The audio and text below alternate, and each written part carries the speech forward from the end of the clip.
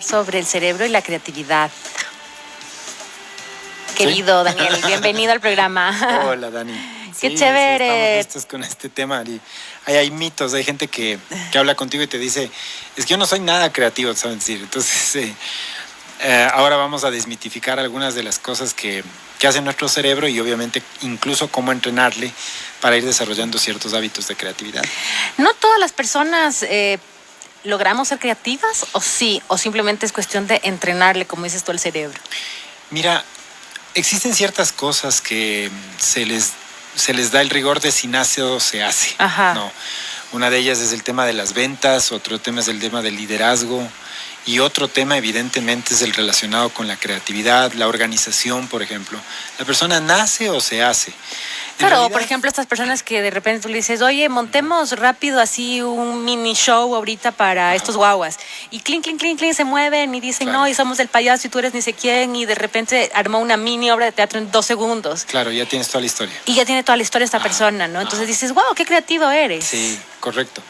Entonces, justamente hablando de este tema, lo que yo te podría decir es que cuando nosotros conversamos sobre el tema de la creatividad y estos otros temas que te puedo decir, es que si son rasgos humanos, en realidad son inherentes a todos. Ajá. Todos los cerebros son creativos, todos los cerebros son líderes.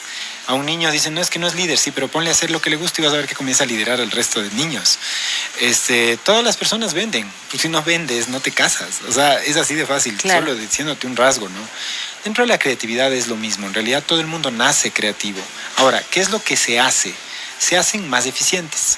Esa es la diferencia. Entonces hay personas que son más eficientes por un tema de situaciones de vida o por un tema de entrenamiento cerebral. Claro, porque la creatividad creería yo que está relacionada a cualquier profesión, por ejemplo, ¿no? Hay abogados creativos, hay arquitectos creativos, hay Correcto. actores creativos, o sea, Correcto. entonces creo que sí es, no solamente la creatividad está en el que pinta o en el que dibuja o en el que hace, ¿no? Exactamente, o sea, le vemos como creativo al artista. Al artista, exacto. Y en realidad tienes creativos estrategas, un gerente financiero puede ser muy creativo en cuanto al tema de cómo maneja el dinero. Para el tema de la organización necesitas a veces tener ejes creativos para ver cómo ordenas las cosas. Entonces no necesariamente la creatividad. Ahora, aquí yo voy a entrar en un nudo filosófico natural y es saber si la creatividad existe o no existe. Ajá. Desde la parte etimológica, la palabra creatividad viene de crear. Y si es que me voy a rasgos de que si el ser humano puede hacer algo completamente nuevo partiendo de cero, la respuesta es no. No. Y eso es lo que le genera estrés al cerebro. Porque si es que yo te digo, vamos a crear algo, en realidad lo que estamos haciendo es un proceso de integración lógica, funcional y sensitiva. Como por ejemplo, Te voy a dar un ejemplo. tú me dices, vamos a crear qué, por ejemplo. ¿Cómo aparecieron? O sea, cuando alguien me dice, voy a crear un cuento. Ah, ok. Ya, ok. Entonces, parece que fuera creatividad, porque el cuento no existe, la historia no existe. Pero, ¿los personajes son humanos? Sí, entonces ya existían humanos. Ujú. Tú en alguna parte de tu vida cargaste un humano en tu memoria. ¿Tiene animales? Ok, ¿los animales ya existían? Sí, ya existían. Entonces los integraste. Ok. La historia, es que iban caminando por un puente, o el puente ya existía, lo creaste de cero. No, ya existía el puente. Yo he visto puentes, ¿ok? Entonces no estás haciendo un ejercicio de creación de cero, sino que estás haciendo un proceso de integración de elementos a partir de un concepto. Claro, por eso es quizás lo interesante de escribir una historia. Es tan distinto un niño que lo escribe a los 10 años, otro que lo escribe a los 20 y alguien que lo escribe a los 80. Por la cantidad de información Y que por la tiene. cantidad de tus vivencias, ¿no? Y recuerdos y memorias. Exactamente, Dani. Es por ahí por donde va. Ujú. Entonces, si es que yo te digo, vamos a crear algo, hay cerebros que tienen un nivel de exposición mayor a experiencias y está más predispuesto como a integrar información más rápido. Mientras que hay cerebros que han tenido baúl de metaconsciente, es decir, información que no es diversa y le va a costar más. Te voy a dar un ejemplo. Si una persona ha hecho contabilidad 25 años de su vida y tú le dices, vamos a crear algo, vas a ver la cara de lunes que te pone, porque toda la vida ha repetido la misma secuencia, hay un proceso, hay un aprendizaje, hay una zona de confort mucho más marcada, que dentro de su rol está bien, pero si le mueves mañana a generar una estrategia para marketing, por ejemplo, no se va a encontrar. Ok, pero a esta persona, justamente con el mismo ejemplo, si la preparas, ¿puede hacer viene el el nuevo tema. rol? Ahí viene el O ya han pasado muchos años y es muy difícil, que no es Sí. lo mismo comenzar a preparar a un niño o un adolescente? El nivel de aprendizaje es más lento, pero el cerebro es plástico siempre. Por eso es que los adultos mayores de 80, 85, 90 años, 95 años pueden seguir aprendiendo cosas. De hecho, cerebro que no crece, cerebro que se está muriendo. O sea, desde el último día que dejas de aprender algo, comienzas a fallecer, cerebralmente hablando. Claro, es interesante. El fin de semana estuve con una persona que cumplió 80 años y hace 6 comenzó a pintar. Ya ves. Y pinta cosas Y lindísimas. súper lúcido. Súper lúcido, Claro. Y era ginecólogo. Entonces, Sí. imagínate, hace 6 años comenzó a pintar, nos enseñaba sus cuadros y dices, wow, no hay edad, ¿no? Claro, Se puede. no hay edad. Entonces, Ajá. la creatividad es inherente al ser humano si le hablamos como un concepto. Como te digo, en realidad estamos integrando ideas.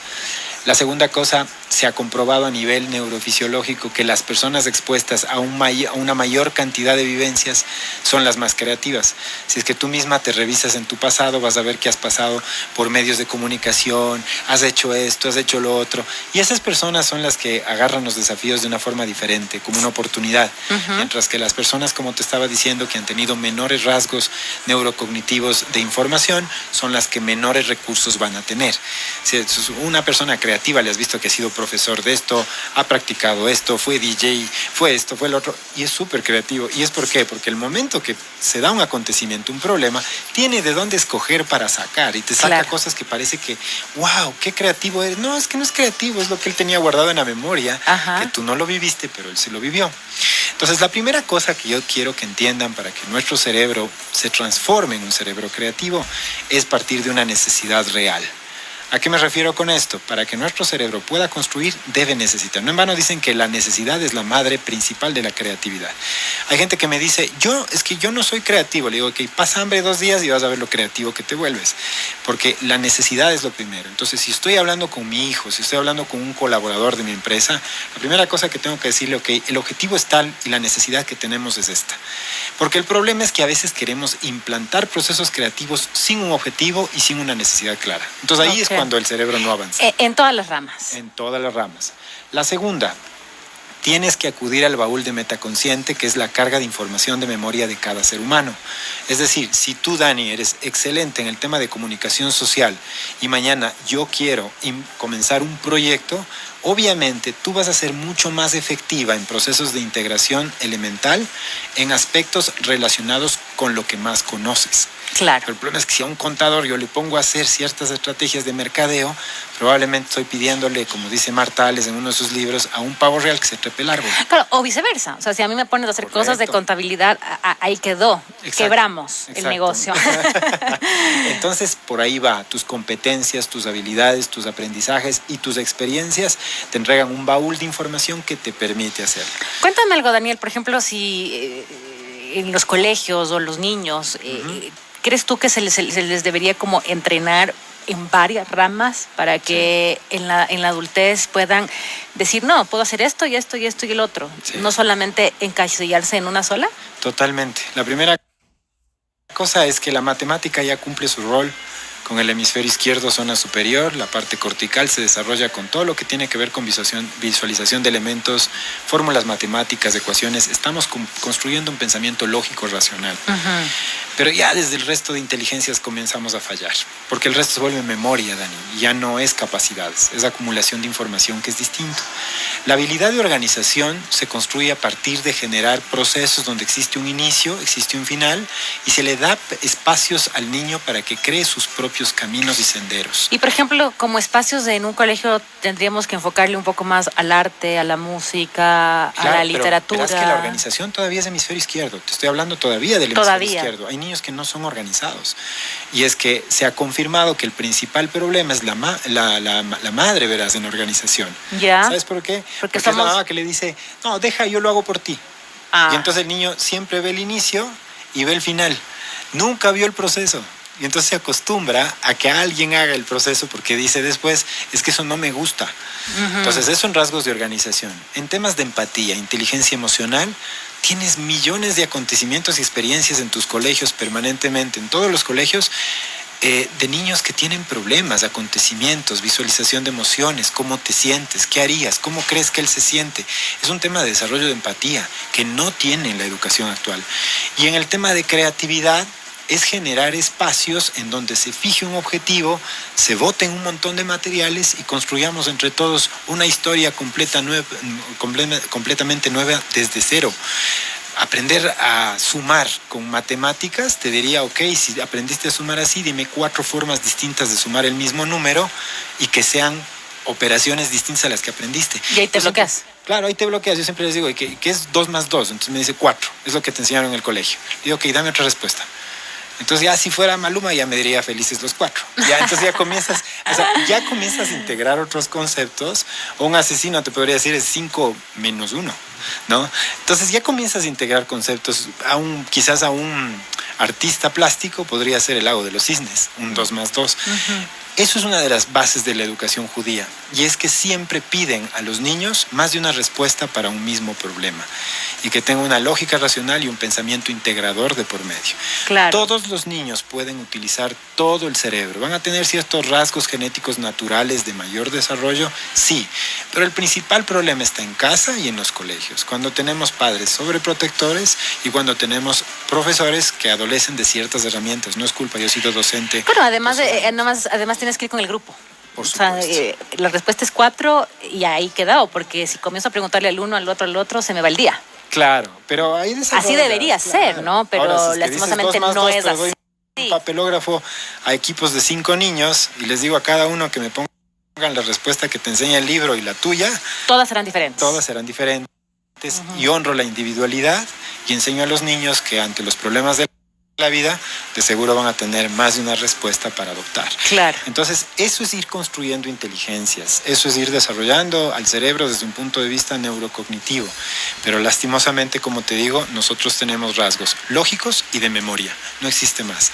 El resto tenemos que hacerlo en casa, y es por eso que hoy por hoy ya existen herramientas para comenzar a construir cerebros de padres en vistas o en mira de ser los arquitectos del cerebro de tus hijos, ¿no?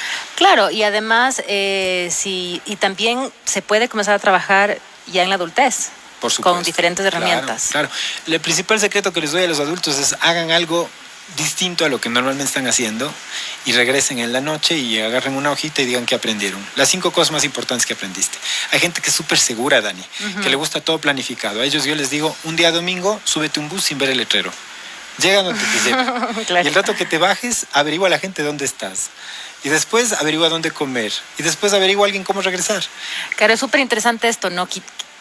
Hacer algo distinto a lo que generalmente estás haciendo. Exactamente. Siempre lanzarte desafíos, siempre lanzarte retos. Pero el secreto está no solo en vivir el desafío, sino en al final ver qué aprendiste de algo que no estaba bajo un modelo de contención o bajo un modelo de seguridad o de planificación.